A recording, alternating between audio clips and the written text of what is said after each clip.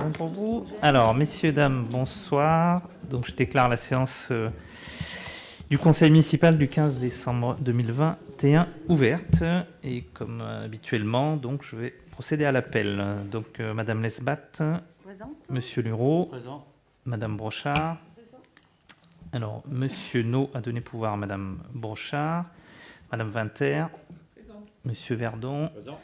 Monsieur Messaï, Madame Goury, Madame Abadi, Madame Foran a donné un pouvoir à Madame Vinter, Monsieur Maître, alors, Madame Lahari a donné un pouvoir à Monsieur Karim Messaï, Monsieur Vincent Coyac, oui, il est là, merci. Madame Biron a donné pouvoir à Madame Lesbat, Monsieur Vidou, absent, a donné pouvoir à Madame Goury, Madame Meurin, Mademoiselle Maury, Monsieur de la Victoire, Madame Dauvilliers, Monsieur Claude Dauvilliers, Monsieur Tessier, Monsieur Cholet, Madame Rick Bosch, Monsieur André Lebègue, Monsieur Colombo. Alors, Madame Boniface a donné pouvoir à Monsieur Colombo, Madame El Fadi et Monsieur Aguerre. Très bien. Alors, nomination du secrétaire de séance, je vous propose Monsieur Éric Maître. Donc, Monsieur Maître est nommé secrétaire de séance. Et je vais passer aux communications. Alors, la première communication, c'est une décision du maire, décision importante, qui concerne donc la désignation du lauréat du concours de maîtrise d'œuvre sur esquisse, donc pour la création d'un groupe scolaire de 8 classes à Artigues au sein du domaine du château Feydeau.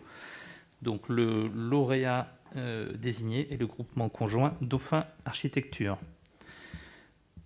Donc je ne peux pas à ce stade vous donner plus d'éléments sur le projet, puisque nous allons entrer dans une phase de concours qui consiste à une phase de négociation avec ce lauréat, et c'est seulement à l'issue de ces discussions, négociations avec le lauréat, une phase réglementaire, que je pourrai communiquer sur le projet du lauréat retenu. Donc cette période va durer à peu près jusqu'à fin janvier, début février. Et c'est seulement à l'issue de cette période-là que nous pourrons vous présenter donc, le projet. Nous referons une réunion publique. Alors, j'espère que d'ici là, la situation sanitaire le permettra, bien sûr. Et nous exposerons la maquette du lauréat et la maquette des candidats, des 3 autres candidats. Il y avait 4 beaux projets, mais bien sûr, un seul a été retenu. Mais nous exposerons donc les 4 maquettes. La deuxième communication, elle concerne les caméras de vidéoprotection. Donc nous avons obtenu l'autorisation de la préfecture d'exploiter et de mettre en service ces caméras de vidéoprotection. Donc elles sont maintenant opérationnelles sur la commune. Donc le troisième point concerne la crise sanitaire. Alors voilà, donc malheureusement, nous avons été amenés à faire un certain nombre d'annulations d'arbres Noël, à la fois surtout dans la petite enfance, au relais petite enfance, dans les écoles. Voilà, nous allons par contre maintenir le Noël des aînés demain, puisque là il faut un pass sanitaire, le masque, et donc c'est dans une configuration qui est tout à fait autorisée. J'envisage pour l'instant de faire des vœux à la population le 19 janvier. Bien sûr, selon l'évolution de la situation sanitaire, nous les maintiendrons pas, mais voilà, nous informerons la population en début d'année. Pour l'instant, j'envisage aussi le repas des aînés le 29 janvier, mais encore une fois, tout ça étant soumis à la crise sanitaire, à l'évolution de la crise sanitaire. Et nous sommes en train de réaliser la distribution, par contre, des colis aux seniors de plus de 75 ans, qui est une mesure un petit peu de compensation du repas des aînés que nous n'avons pas pu faire au cours de l'année 2021 avec les diverses vagues du coronavirus que nous avons subies. Voilà, je passais la parole à Monsieur Lureau pour une communication sur la fiche Codev Méno. Oui, une question avait été posée lors du dernier conseil municipal concernant la fiche numéro 6, fiche CODEV, concernant le secteur économique Méno. Donc juste une petite précision sur ce qu'est cette fiche. Vous n'ignorez pas que la zone rive droite est en déficit très important de petites zones artisanales. Et donc nous avons décidé de préempter les terrains qui sont dans cette zone. dans l'intérêt de créer une petite zone artisanale de qualité architecturale un peu structurée, un peu sérieuse. Donc cette fiche CODEV, c'est exactement ça, c'est-à-dire c'est le montant de la préemption réalisée par Bordeaux Métropole, ainsi que les travaux de reconfiguration de l'impasse Gustave Eiffel qui y mène, puisqu'il va falloir enfouir des réseaux, recréer des réseaux. Voilà, donc c'est réparti sur 2022-2023, à préciser en fonction de l'avancement du dossier de préemption. Ça peut éventuellement se décaler d'un an, ça je vous le préciserai au fur et à mesure de l'avancement du dossier. Voilà. Merci. Et maintenant, je passe la parole à Madame Lesbat pour 3 rapides communications. Alors, concernant le prêt des vélos électriques, je voulais juste vous annoncer que nous avons commencé à faire ce prêt. Donc, la première période a démarré le 24 novembre. Nous avons donc prêté à 5 femmes, voilà, pas d'hommes, 5 femmes qui travaillent en particulier là sur Bruges, Bordeaux et Senon. Voilà, et les candidats de la deuxième période ont déjà envoyé leur dossier. Donc, voilà. Pour la deuxième communication, juste annoncer qu'à partir du 3 janvier, il y aura une modification du circuit du bus 80. En effet, depuis septembre, il y avait très nombreux retards, des retards relativement longs. Et donc, la métropole a proposé une modification qui n'a pas d'impact sur le circuit au niveau de la commune, mais au niveau de Foirac-Senon, puisqu'il ne passera plus par l'avenue du Bedou et la côte de Montrepos, mais par le boulevard Entre-deux-Mers, avec le couloir de bus qui est dédié, ce qui permettra de pallier à ces retards. Associé aussi pour les 2 circuits du matin qui étaient les plus touchés, celui de 6h15 et de 7h15, de les faire partir 5 minutes plus tôt, c'est-à-dire à 6h10 et 7h10. Voilà. Troisième communication, c'est pour rappeler, parce qu'on est en période festive, mais avec encore des contraintes d'un point de vue sanitaire. Il y a des propositions d'animation culturelle gratuites pour les familles la semaine prochaine avec 2 films au Cuvier. Vous regarderez la programmation sur le flyer, ainsi que la médiathèque, bien sûr, toujours ouverte, et qui actuellement propose une exposition d'un sculpteur, M. Jean-Claude Causse, voilà, jusqu'au 24 décembre. Voilà.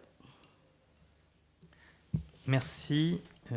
Donc nous en avons terminé pour les communications. Alors le point suivant à l'ordre du jour, c'était l'approbation du procès-verbal précédent, mais compte tenu des 2 conseils municipaux rapprochés, donc nous procéderons à l'approbation des 2 procès-verbaux au prochain conseil municipal. On n'a pas eu le temps de transcrire donc le PV précédent.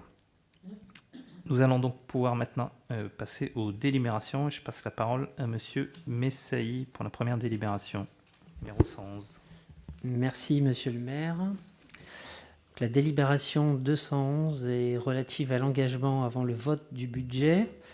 Lorsque le budget est adopté après le 1er janvier, le conseil municipal a la possibilité d'autoriser Monsieur le maire à engager des dépenses d'investissement, justement, j'insiste sur le terme investissement, avant le fameux vote du budget.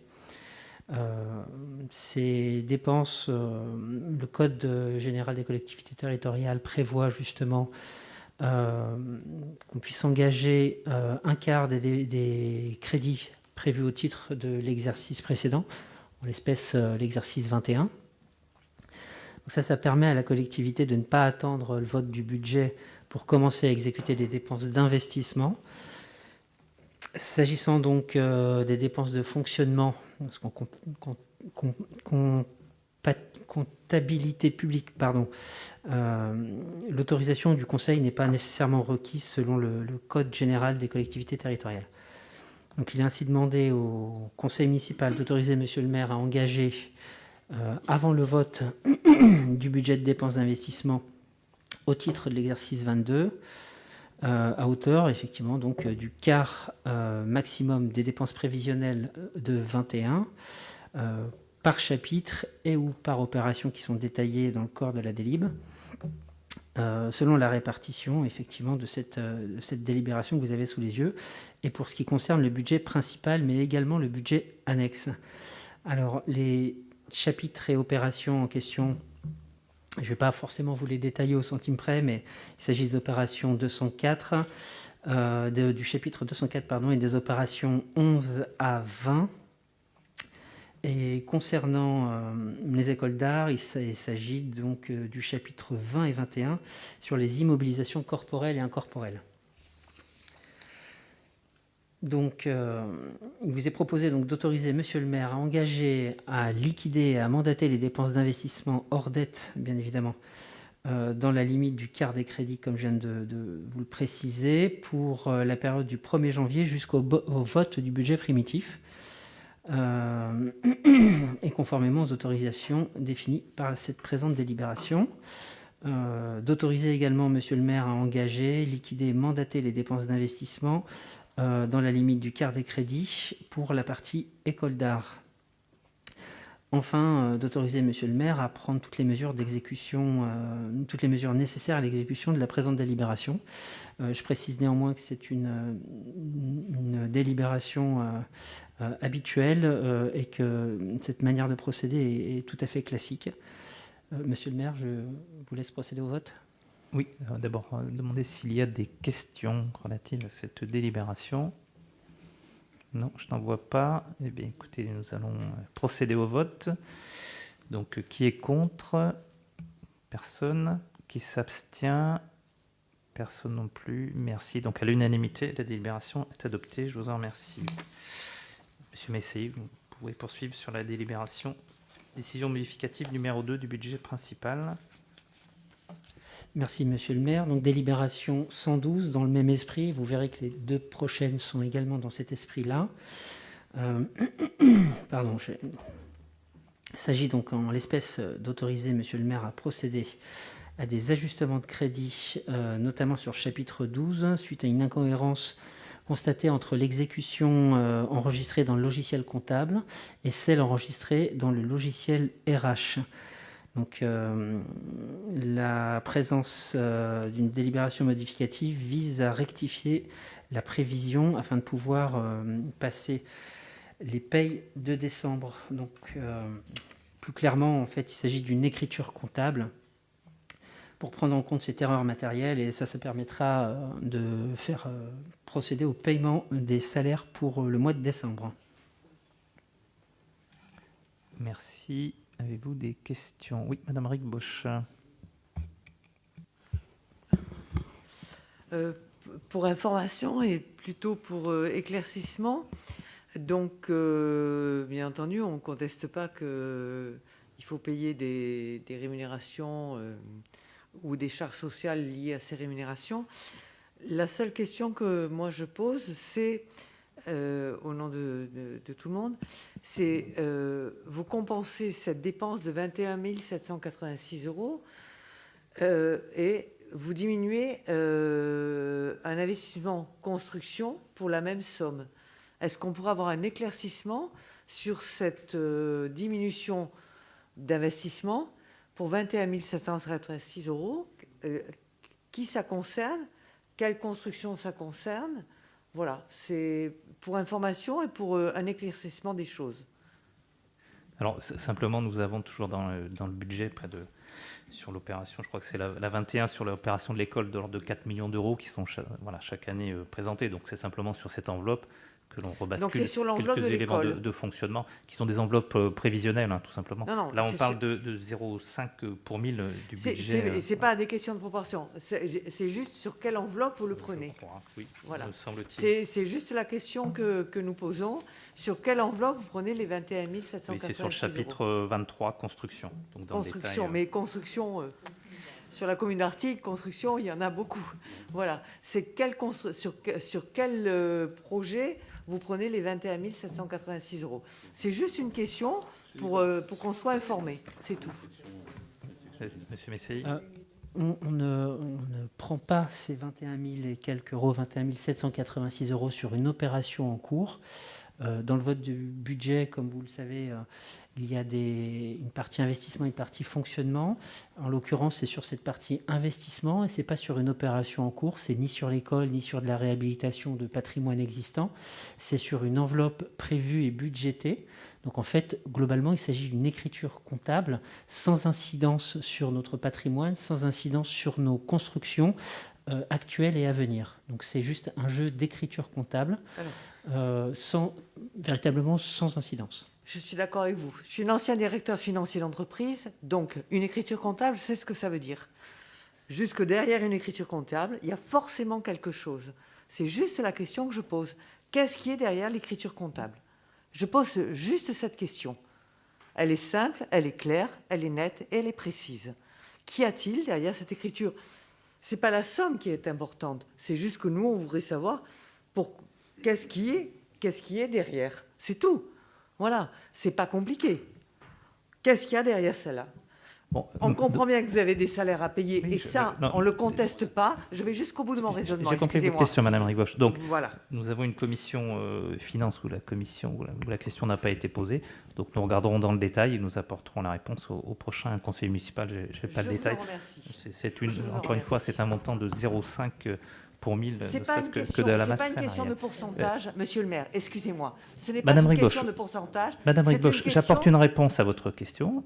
Voilà, et je fais une précision. Donc, vous aurez la réponse au prochain conseil municipal, puisque je ne l'ai pas ici en séance. Je suis d'accord. Voilà. Merci. Mais ce Monsieur n'est pas une Colombo. question de pourcentage. C'est une question de J'ai bien compris, réponse. Madame Rigbosch, j'ai bien compris votre demande. Oui, Monsieur Colombo. Oui, merci, monsieur le maire. Oui, juste, je voulais quand même préciser que c'est quand même pris dans l'investissement. Alors, c'est peut-être pas sur un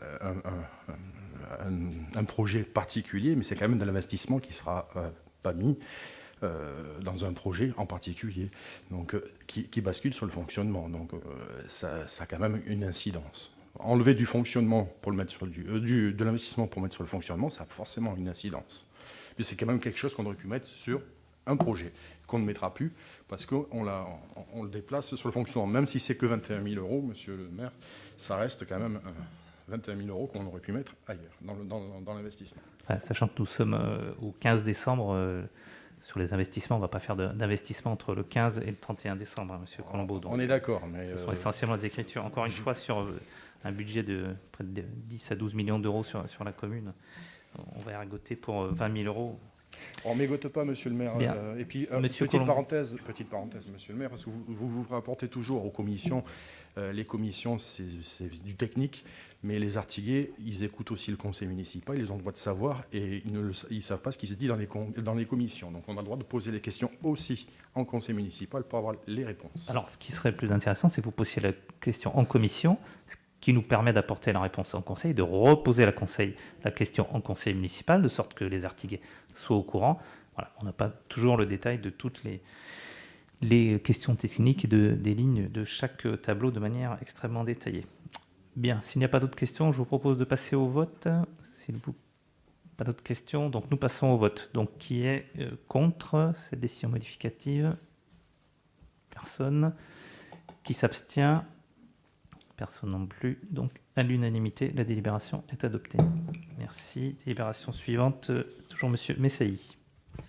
Merci, monsieur le maire. Donc, délibération 113, qui est relative au versement de la compte de subvention de fonctionnement pour l'année 2022 à l'école d'art. Donc, comme je l'expliquais sur les précédentes délibérations, il s'agit d'un acompte de subvention sans présager du solde futur.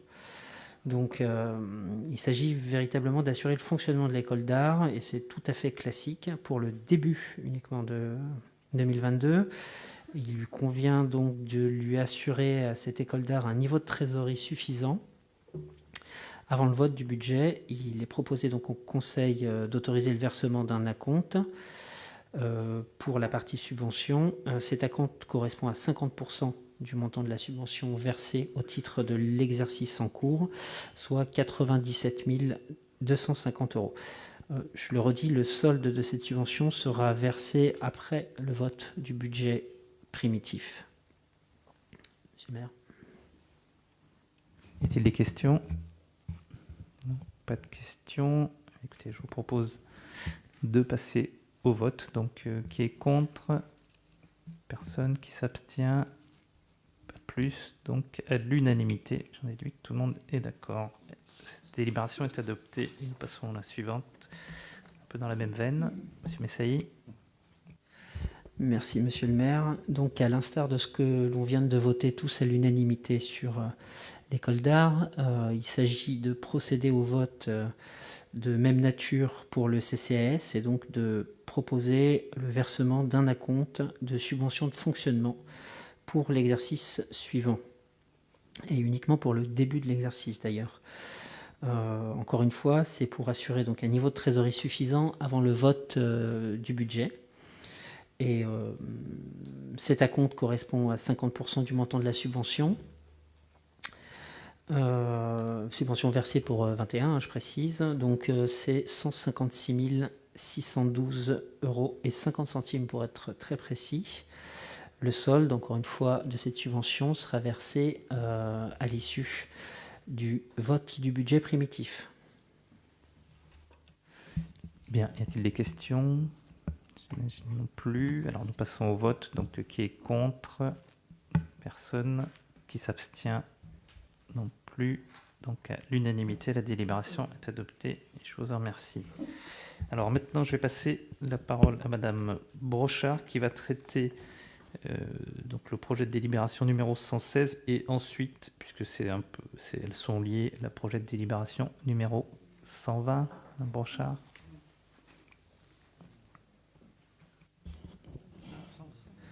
117. 117. 117.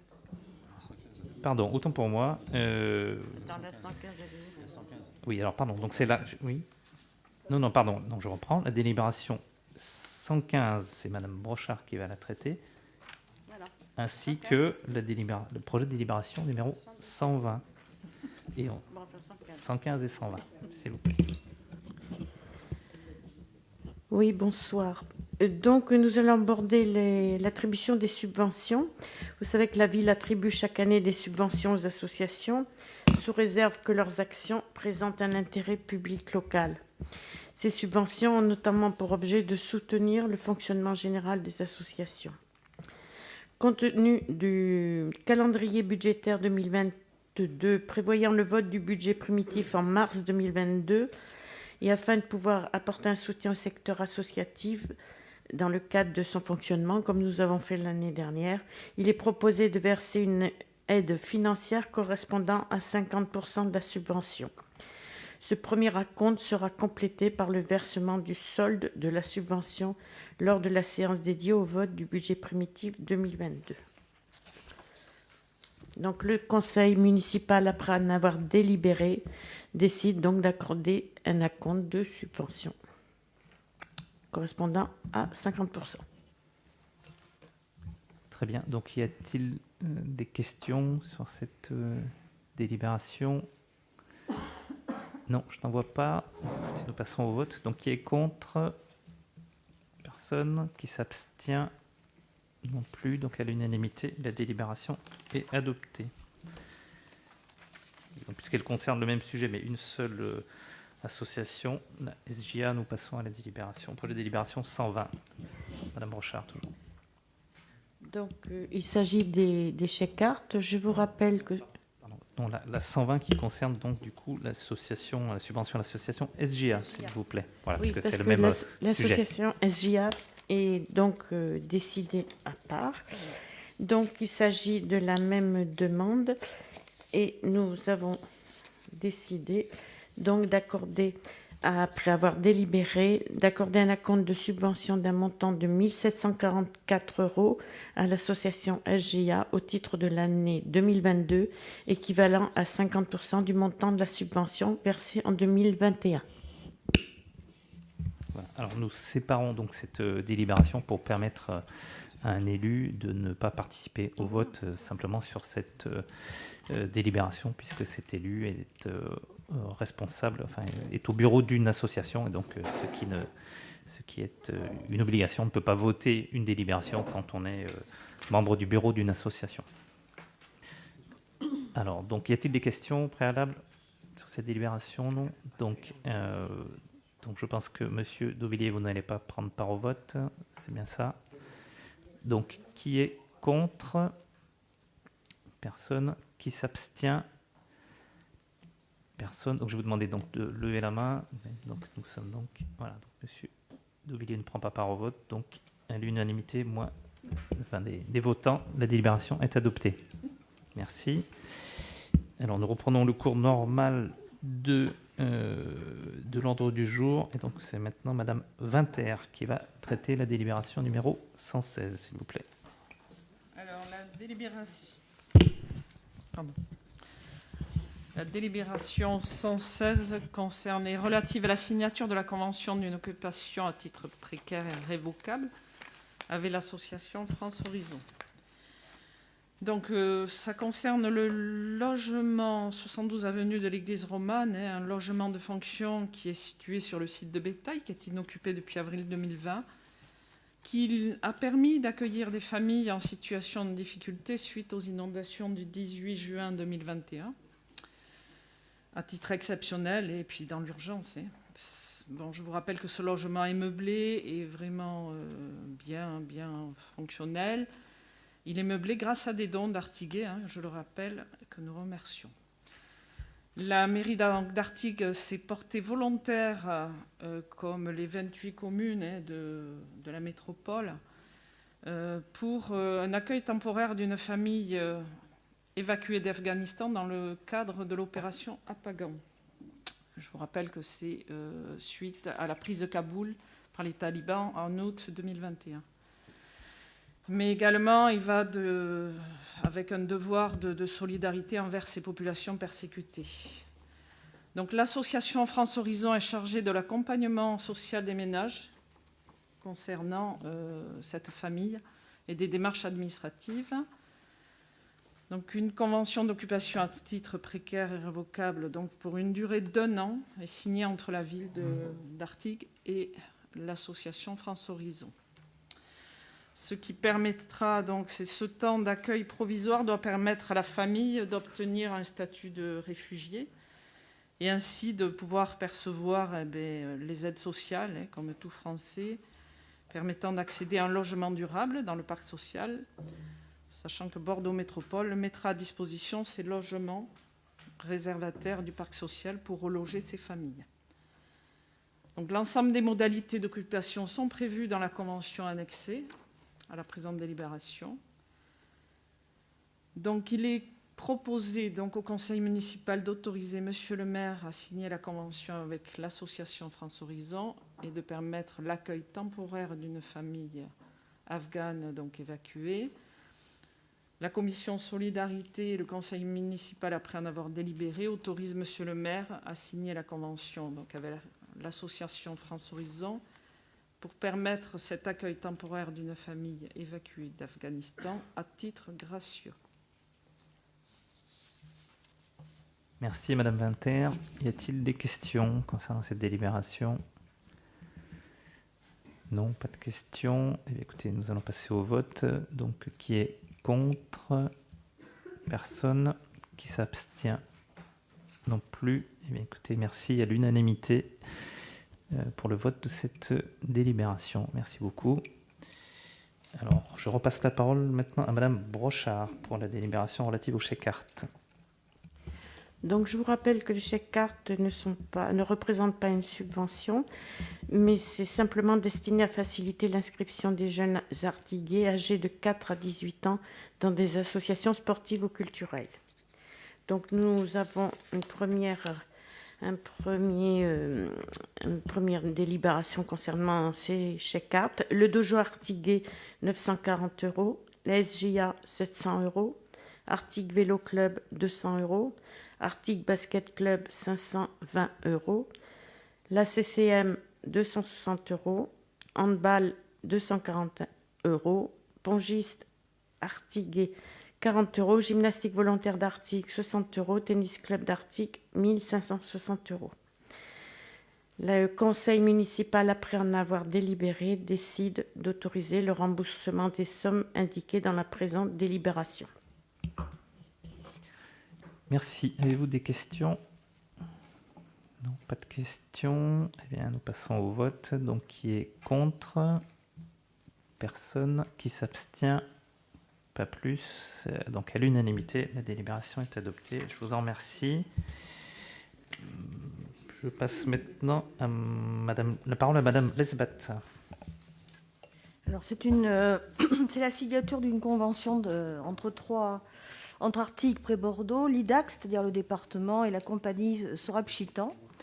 Donc c'est une compagnie chorégraphique qui sera en résidence au mois de janvier, du 10 au 14 janvier. C'est une compagnie, on va dire, réputée, de renom, qui est de renommée nationale. Et à l'issue de cette semaine de résidence, elle proposera aussi un travail de médiation sous forme d'un atelier avec les élèves des écoles de danse, des écoles FEDO, sous forme d'un travail chorégraphique. Ce ne sera pas seulement un atelier où ils assisteront à répétition, mais vraiment un partenariat avec ces danseurs. Et il y aura aussi le jeudi 13 une sortie de résidence qui sera à destination des professionnels, des élus, c'est-à-dire nous tous, et des institutionnels. Donc nous, l'IDAC et Artigues, on se propose de soutenir financièrement cette création et cette médiation culturelle qui entraîne éveil et éducation artistique aux plus jeunes. Alors, par rapport à l'IDAC, l'IDAC s'engage à 3 000 euros, une aide à 3 000 euros, et Artigues à la hauteur de 1 000 euros. Voilà, pour participer au salaire des artistes qui en ont bien besoin. Voilà.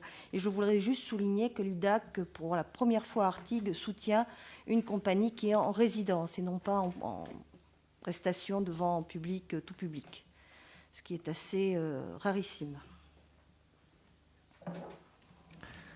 Merci. Avez-vous des questions? Non, pas de questions non plus. Eh bien, écoutez, nous passons au vote. Donc, qui est contre? Personne. Qui s'abstient?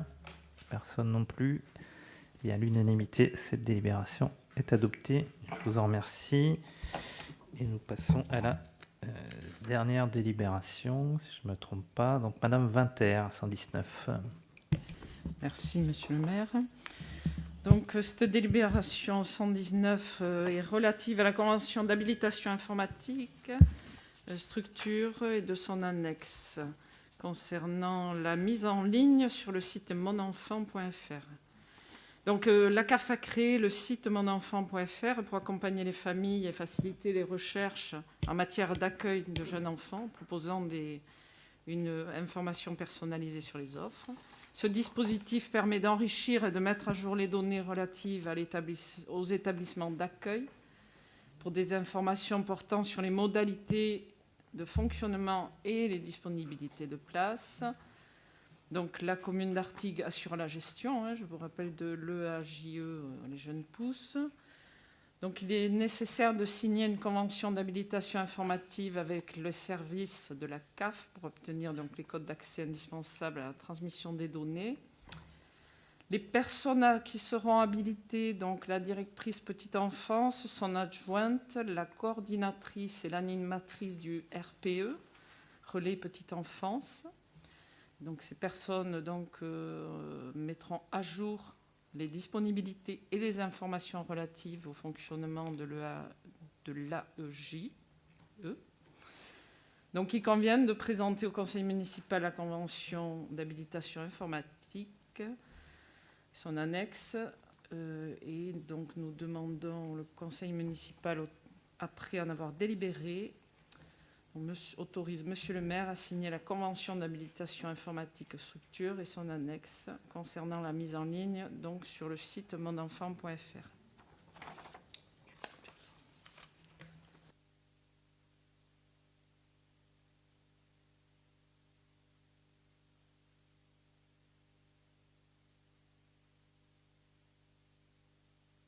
Oui, l'animatrice du RPE. Voilà. Merci Madame Winter. Donc, y a-t-il des questions sur cette dernière délibération? Non, pas de questions. Eh bien, écoutez, je vous propose de passer au vote. Donc, qui est contre? Personne. Qui s'abstient? Personne. Écoutez, à l'unanimité, la délibération est adoptée, elle aussi. Alors, je pense qu'il y avait avant de partir, d'une part, le document de présence à signer. C'est bon, tout le monde a pu signer, très bien. Et donc, eh bien, écoutez, il me reste pour conclure ce conseil municipal et cette année, vous souhaitez à toutes et à tous d'excellentes fêtes de fin d'année, malgré le contexte sanitaire, et donc bien sûr de prendre soin de vous et de vos proches, et au plaisir de vous retrouver en début d'année prochaine. Bonne soirée, merci à toutes et à tous, et aux citoyens artiguais qui nous regardent aussi, bien sûr.